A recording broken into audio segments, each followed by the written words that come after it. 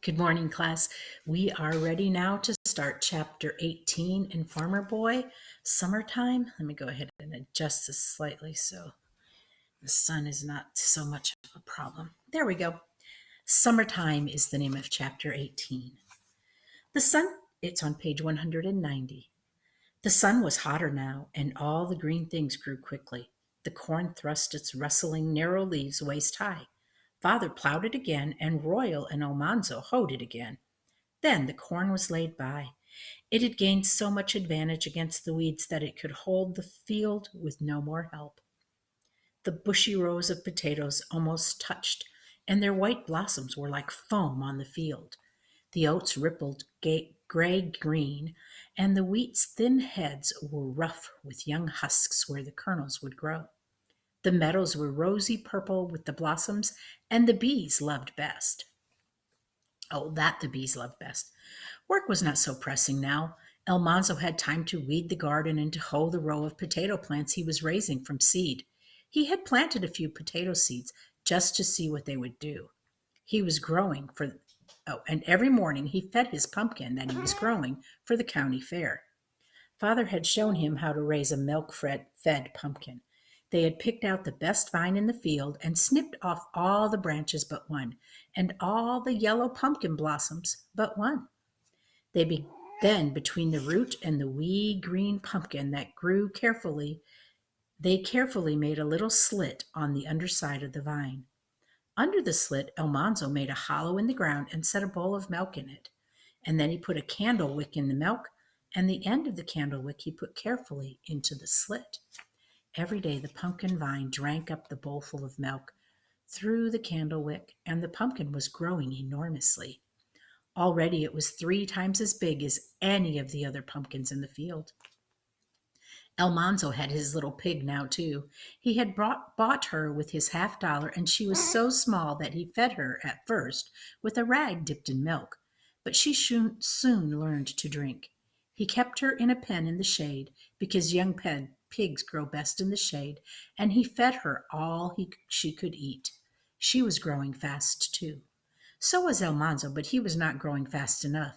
He drank all the milk that he could hold, and at meal times he filled his plate so full that he could not eat it all. Father looked stern because he left food on his plate, and he asked, "What's the matter, son? Your eyes bigger than your stomach?" Then Almanzo tried to swallow a little more. He did not tell anyone he was trying to grow up faster so that he could break the colts. Every day, Father took the 2-year-olds out one by one in the long rope and trained them to stop and to start when he spoke. He trained them to wear bridles and harnesses and not to be afraid of anything. Pretty soon he would hitch each one up with a gentle old horse and teach it to pull a light cart behind it without being scared. But he wouldn't let Almanzo even go into the barnyard while he was training them. Almanzo was sure he wouldn't frighten them. He would teach them to jump or balk or try to run away. But Father wouldn't trust a 9-year-old. That year, Beauty had the prettiest colt Almanzo had ever seen. He had a perfect white star on his forehead, and Almanzo named him Starlight. He ran in the pasture with his mother, and once when Father was in town, Almanzo went into the pasture.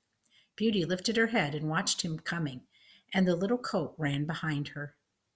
Almanzo stopped and stood perfectly still. After a while, Starlight peeked at him under Beauty's neck. Almanzo didn't move. Little by little, the colt stretched its neck towards Almanzo, looking at him with wondering wide eyes. Beauty nuzzled his back and switched her tail, and then she took a step and bit off a clump of grass. Starlight stood trembling, looking at Almanzo. Beauty watched them both, chewing placidly. The colt made one step, then another. He was so near that Almanzo could almost have touched him, but he didn't. He didn't move. Starlight came a step nearer. Almanzo didn't even breathe. Suddenly the colt turned and ran back to his mother. Almanzo heard Eliza Jane calling, "Manzo!" She had seen him. That night she told Father. Almanzo said he hadn't done a thing. Honest, he hadn't. But Father said, "Let me catch you fooling with that colt again, and I'll tan your jacket. That's too good a colt to be spoiled. I won't have you teaching it tricks that I'll have to train out of it." The summer days were long and hot now, and Mother said that this was good growing weather. But Almanzo felt that everything was growing but him. Day after day went by and nothing seemed to change. Almanzo weeded and hoed the garden. He helped mend the stone fences. He chopped wood and he did chores. In the hot afternoons, when there wasn't much to do, he went swimming. Sometimes he woke in the morning and he heard rain drumming on the roof. That meant he and Father might go fishing. He didn't dare speak to Father about fishing because it was wrong to waste time in idleness. Even on rainy days, there was plenty to do. Father might mend harnesses or sharpen tools or shave shingles. Silently, Almanzo ate breakfast, knowing that Father was struggling against temptation. He was afraid Father's conscience would win. Well, what are you going to do today? Mother would ask. Father might answer slowly. I did lay out to cultivate the carrots and mend fences. Well, you can't do that in this rain. No, Father would say. After breakfast, he would stand looking at the falling rain till at last he would say, Well, it's too wet to work outdoors. What say we go fishing, Almanzo? Then Almanzo ran to get the hoe and the bait can, and he dug worms for bait. The rain drummed on his old straw hat, and it ran down his arms and his backs, and the mud squeezed cool beneath his toes. He was already sopping wet when he and Father took their rods and went down across the pasture to Trout River. Nothing ever smelled so good as rain on the clover. Nothing ever felt so good as raindrops on Almanzo's face, and the wet grass swishing around his legs. Nothing ever sounded so pleasant as the drops pattering on the bushes along Trout River and the rush of the water over the rocks. They stole quietly along the bank, not making a sound, and they dropped their hooks into the pool. Father stood under a hemlock tree, and Almanzo sat under a tent of cedar boughs and watched the raindrops dippling the water. Suddenly he saw a silver flash in the air. Father had hooked a trout. It slithered and gleamed through the falling rain as Father flipped it to the grassy bank. Almanzo jumped up and remembered just in time not to shout. And then he felt a tug at his line. The tip of his rod bent almost to the water, and he jerked it upright with all his might. A shimmering big fish came up at the end of his line. It struggled and slipped in his hands, but he got it off the hook. A beautiful speckled trout, even larger than Father's. He held it up for Father to see. Then he baited his hook and he flung out the line again. Fish always bite well when raindrops are falling on the river. Father got another one, and then Almanzo got two. Then Father pulled out two more, and Almanzo got another one, even bigger than the first. In no time at all, they had two strings of good trout. Father admired Almanzo's, and Almanzo admired Father's, and they tramped home through the clover in the rain. They were so wet they couldn't be wetter, and their skins were glowing warm. Out in the rain, by the chopping block at the woodpile, they cut off the heads of the fish, and they scraped off the silvery scales, and they cut the fish open and stripped out its insides. The big milk pan was full of trout, and Mother dipped them in commercial cornmeal and fried them for dinner. Now this afternoon, Almanzo can help me churn, said Mother. The cows were giving so much milk that churning must be done twice a week. Mother and the girls were tired of churning, and on rainy days Almanzo had to do it. In the whitewashed cellar, the big wooden barrel churn stood on its wooden legs, half full of cream. Almanzo turned the handle and the churn rocked. Inside it, the cream went chug, splash, chug, splash. Almanzo had to keep rocking the churn till the chugging broke the cream into grains of butter swimming in buttermilk. Then Almanzo drank a mug of acid, creamy buttermilk and ate cookies while Mother skimmed out the grainy butter and washed it in the round wooden butter bowl. She washed every bit of buttermilk out of it. Then she salted it and packed it in firm, golden butter in her butter tubs. Fishing wasn't the only summer fun. Some July evening, Father would say, All work and no play makes Jack a dull boy. Tomorrow we'll go berrying. Almanzo didn't say anything, but inside he was all one joyful yell.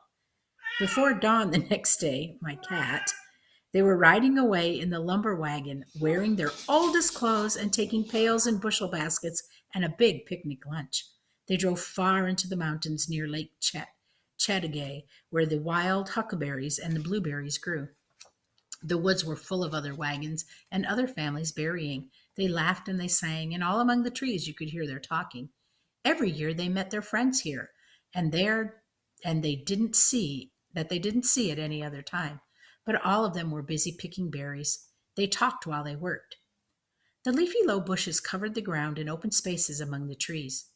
Blue blackberries clustered thickly under the leaves, and there was a syrupy smell in the hot, still sunshine. Birds had come to feast in the berry patches. The air was aflutter with wings, and the angry blue jays flew scolding at the heads of the pickers. Once 2 blue jays attacked Alice's sunbonnet, and Almanzo had to beat them off. And once he was picking by himself, and behind a cedar tree he met a black bear. The bear was standing on its hind legs, stuffing berries into his mouth with both furry paws. Almanzo stood stock still, and so did the bear. Almanzo stared, and the bear stared back at him with the little scared eyes above his motionless paws. Then the bear dropped on all fours and ran waddling away into the woods. At noon, the picnic baskets were opened by the spring, and all around in the cool shade people ate and talked. Then they drank at the spring, and they went back to berry patches. Early in the afternoon, the bushel baskets and all the pails were full, and Father drove home. They all were a little sleepy, soaked in the sunshine, breathing the fruity smell of berries. For days, Mother and the girls made jellies and jams and preserves, and for every meal there was huckleberry pie or blueberry pudding. Then one evening at supper, Father said, "It's time Mother and I had a vacation. We're thinking of spending a week at Uncle Andrew's. Can you children take care of things and behave yourselves while we're gone?" "I'm sure Eliza Jane and Royal can look after the place for a week," Mother said, "with Alice and Almanzo to help them."